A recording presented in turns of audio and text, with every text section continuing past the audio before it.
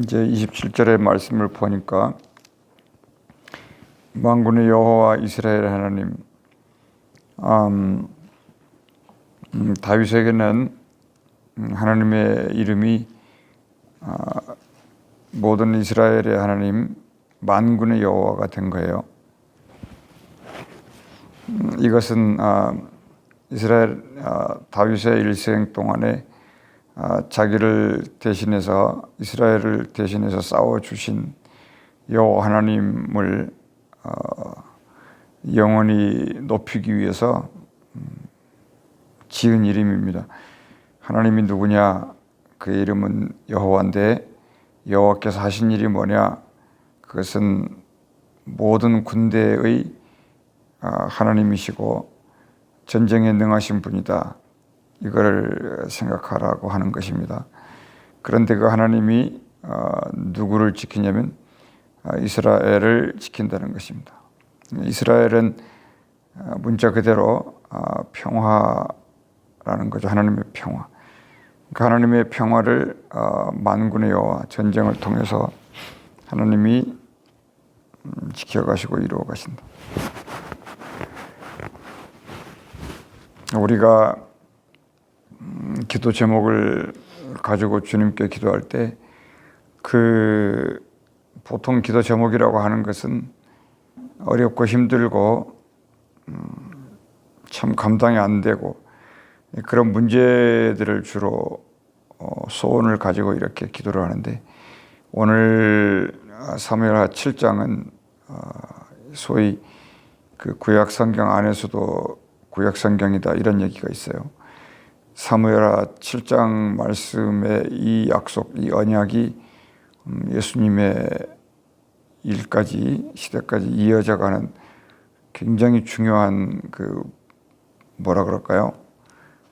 진짜 중에 진짜, 복 중에 복, 이런 얘기를 표현할 수 있겠는데, 아무튼 우리가 기도할 때 어려운 걸 가지고, 풀 수 없는 문제를 가지고 이렇게 기도를 주로 하는데, 오늘은 그런 건 싹 다 없어졌고 너무너무 좋은 기도 제목, 하나님이 엄청나게 복을 주고 지키겠다 이렇게 하시니까 다윗이 이제 기도할 마음이 생겼다 이랬어요. 당장 이루어지는 일이 아니니까 하나님의 말씀을 그대로 받겠다 그런 겁니다. 내 때에 무슨 일이 안 일어나도 내가 그냥 기도하겠습니다. 내 죽은 다음에 일어난 일이라 할지라도 그 일을 위해서 기도하겠습니다. 이것이 믿음 있는 얘기죠. 중요한 얘기예요.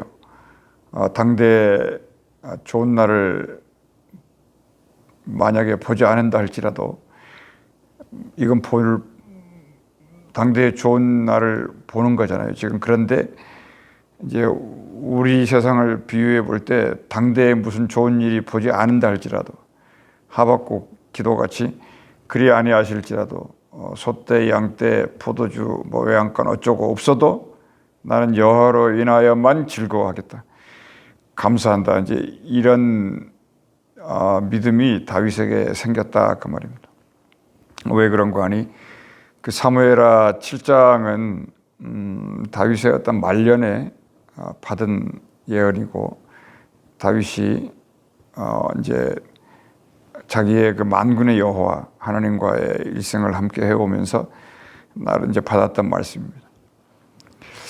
그것이 이제 한 토막이고, 7장에서 또 우리가 지나가면서 생각해 볼 거는, 항상 이렇게 성경에 물론 사람이 편집을 한 것이지만은 7장에는 항상 이렇게 좋은 일들이 많이 있다, 이런 것을 읽을 때마다 생각하는 것이고, 우선 1절을 보면서 차근차근 보겠는데 길게는 시간 되는 대로 해보겠습니다. 여호와께서 주의 모든 원수를 무찌르사, 결론이 그거예요. 항상 여호와께서 주의 모든 원수를 무찌르사, 이걸 뭐라고 말했어요? 방금 말씀했듯이 만군의 여호와 이스라엘의 하나님, 이렇게 대명사로 만들었어요. 표 같은 것처럼. 그러니까 주위의 모든 원수를 무찌르는 것은 여호와 하나님이 하신 거다. 딴 얘기 하지 말라는 거죠. 너희는 그냥 평화의 주인이 있어야 평화다. 평화의 주인이 없으면 평화가 아니다. 이제 이런 것들이 우리에게 기도 제목이 되는 겁니다. 그 샬롬이라는 그 에이렌의 이 평화의 주인이 우리에게 있는데 우리는 이 평안을 누리지 못하는 이유가 뭘까? 그것인데 뭐라 그럴까요? 제가 볼 때는 평화를 놓치지 말아야 된다는 생각을 하는 거예요. 그러니까 믿음이죠. 그러니까 하나님은 어쨌건 평화다. 모든 일 속에서 우리를 평안으로 이끌어 가실 것이다. 이런 믿음을 우리에게 확인시키는 것이고,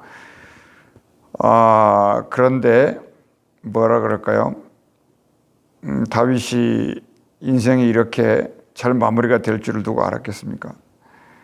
다만 그 결론은 뭐였냐면 괴로우나 즐거우나 어떻게 했다는 겁니까? 하나님의 평화를 바라보고 살았고 그 평화를 얻기 위해서 뭐 굳이 말씀드리자면 어떤 어려움 속에도 잘 견뎌왔다고 하는 것입니다. 다윗의 스토리는 우리가 잘 알고 설령 잘 모른다 하면 예수님의 십자가를 생각하면 되는 거죠. 그거 이후에 평화가 오는 거니까. 그래서 이제 그때요. 그때 이제 아주 평안한 그때 사람들이 평안할 때 주로 뭐 합니까? 자기들의 뭐를 해요 주로?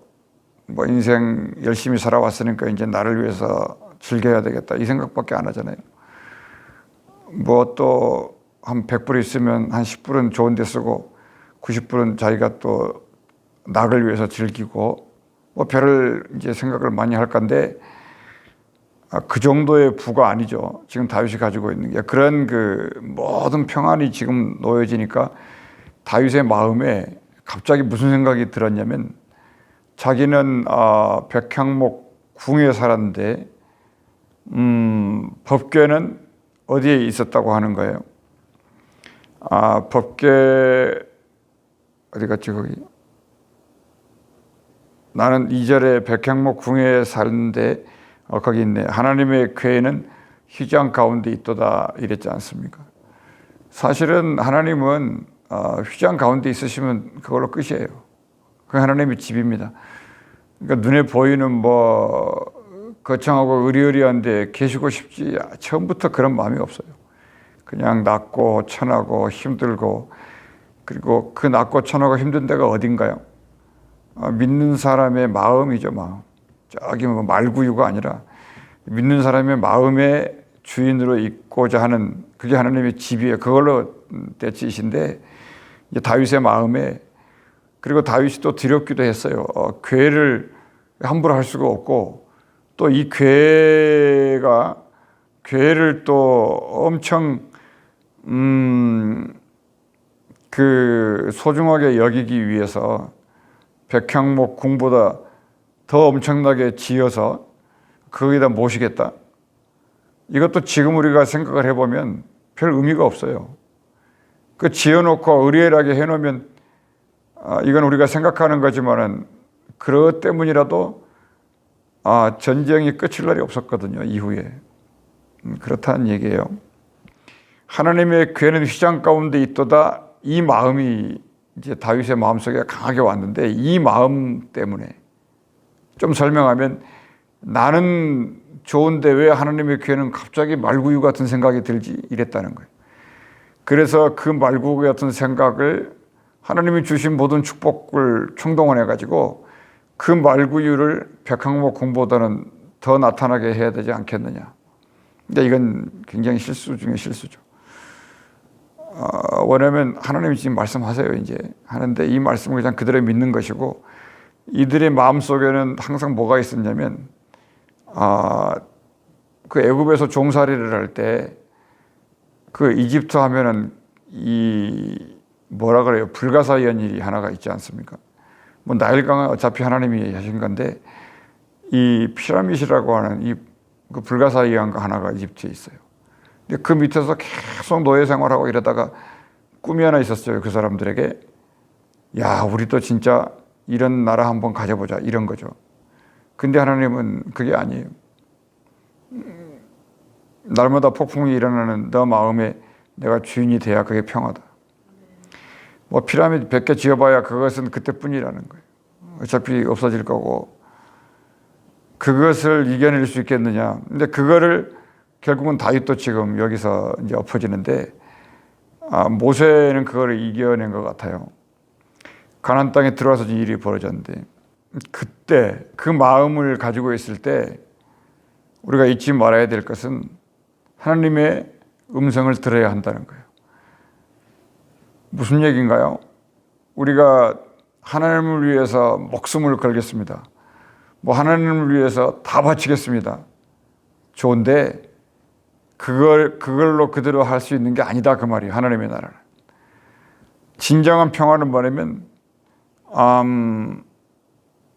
그 다음에 기도해야 한다는 거거든요. 하나님의 뜻이 무엇인가를 물으는 것이 더 중요하다, 이런 거예요. 잊지 말아야 되고, 그 마음이 이제 그 다윗의 마음이 너무 좋았잖아요. 하나님이 생각할 때도. 그래서 하나님의 마음이 너무 좋아가지고 하나님이 이제 입을 열어서 말씀을 쫙 해요. 여호와는 나의 목자시다. 그 말씀을 하는 게 아니라 그런 분위기다, 그런 거예요. 너무 하나님이 마음이 흡족한 거예요. 하나님이 마음이 가장 흡족한 순간이에요. 지금 여기 사무엘하 7장이.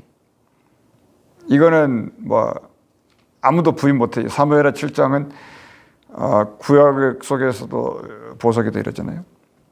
근데 여기 성경을 읽으면서 나단이라고 하는 그 선지자가 등장합니다.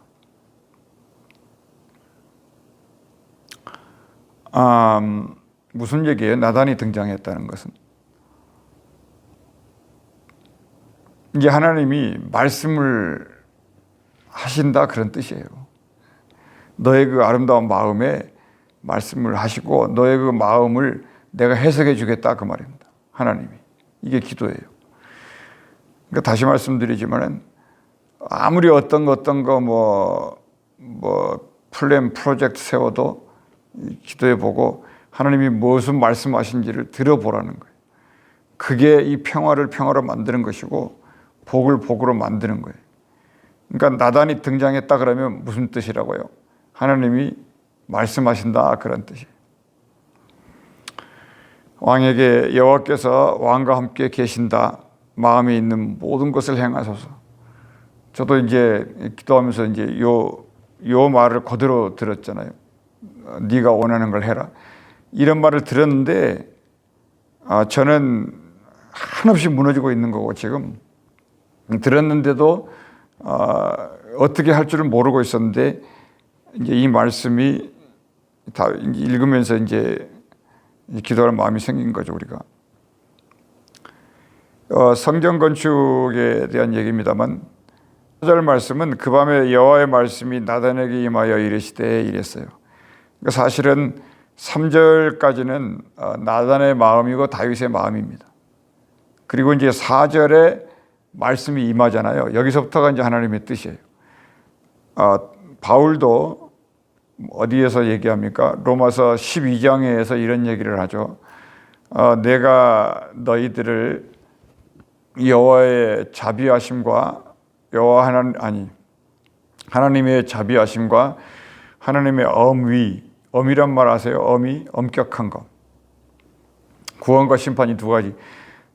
이와 같은 것으로 내가 권하노니, 이러거든요. 무슨 말이냐면 바울이 하나님의 말씀을 순수하게 말하는 경우가 있고 자기 자신의 감동을 말하는 경우 두 가지가 있어요.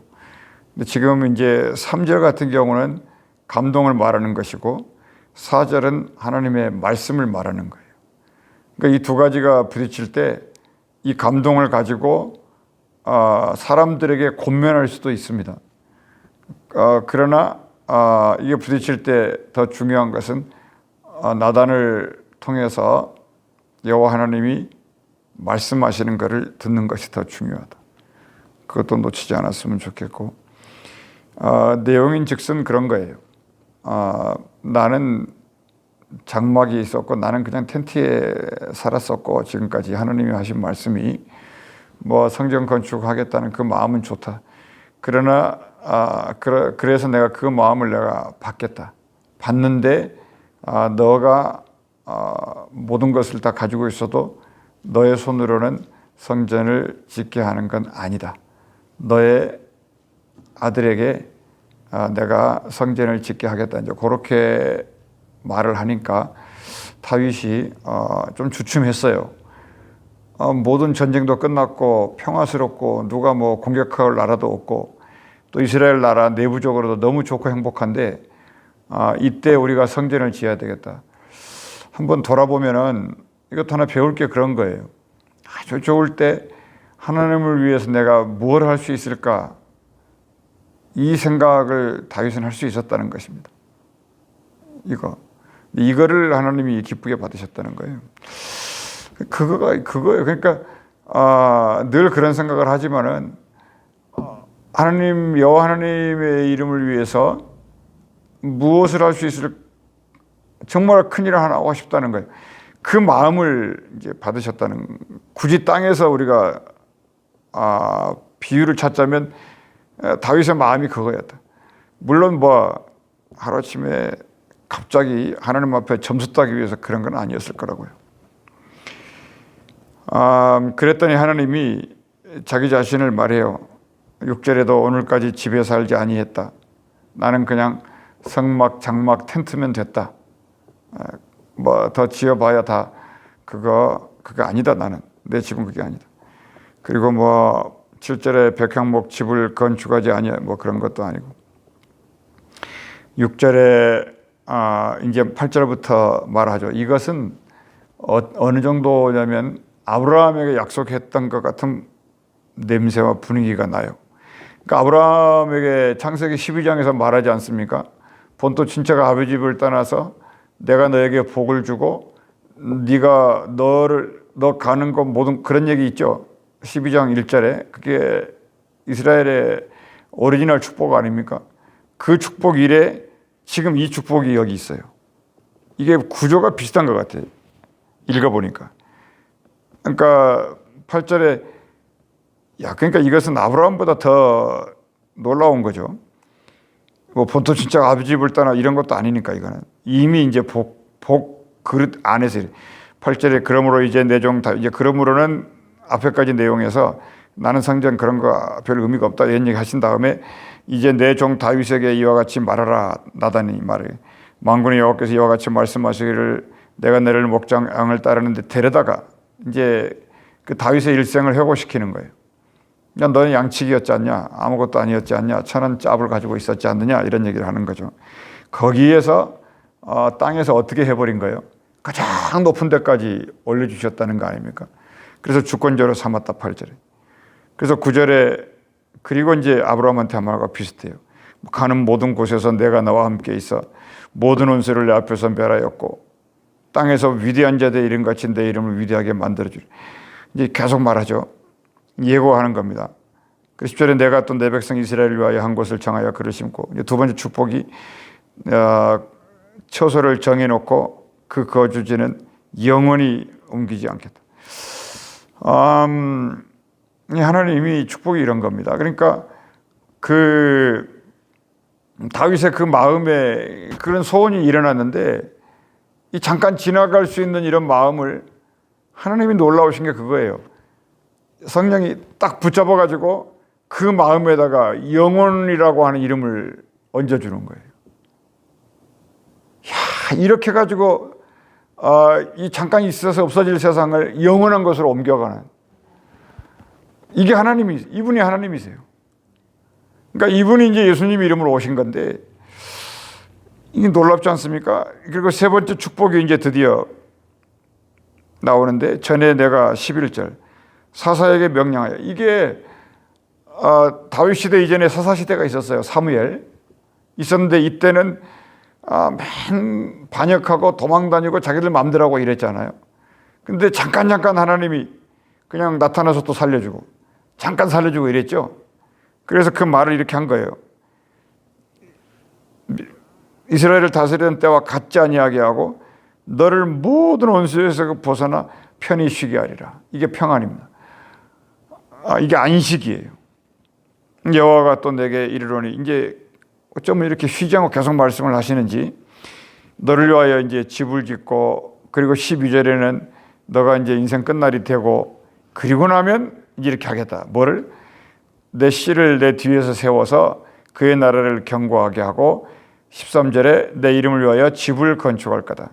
나는 그의 나라 왕위를 영원히 견고하게 하리라. 이렇게 됐어요. 그러니까 순간의 기도 제목이 이게 영혼을 얻어버리는 이제 이런 그 복된 일이 벌어졌는데, 그러나 이제 한 가지 말씀을 하시죠. 이거 안 읽을 수가 없네. 14절에는 아버지가 되고 아들이 된다, 이런 용어를 씁니다. 그러니까는 성전은 두 개뿐이에요. 성경에 솔로몬 성전 하나하고 예수님의 몸 성전, 이거 두 개죠. 그러니까 그 14절이 그거예요. 그에게 아버지가 되고, 이제 솔로몬에게 아버지가 되고, 왜냐하면 다윗이 이제 죽으니까, 그리고 솔로몬에게 내가 아버지 역할을 하겠다, 이제 이런 얘기를 하시는 거고, 그리고 이제 예수 그리스도의 아버지로서 이제 예고를 하는 거죠. 근데 여기는 이제 솔로몬 얘기예요. 14절은. 근데 그렇지만은 영원한 축복이지만 죄를 범하면 인생의 채찍으로 징계하겠다, 이렇게 나오죠. 이게 그 나라가 이제 분열되는 이유가 되고요. 이 말씀 따라 그대로 이제 요 예수님 오시기까지 요 말씀 이대로 갑니다. 요 예언 따라 그냥 그대로 가요. 그래서 요 7장 요것이 있음으로 인해서 이 구약 성경이 근거가 제공되는, 그렇게 됩니다. 그리고 이제 그런데 이제 15절에 사울을 망하게 한 것처럼은 안 하겠다. 이 얼마나의 축복인지 몰라요. 그에게서 빼앗지는 않겠다.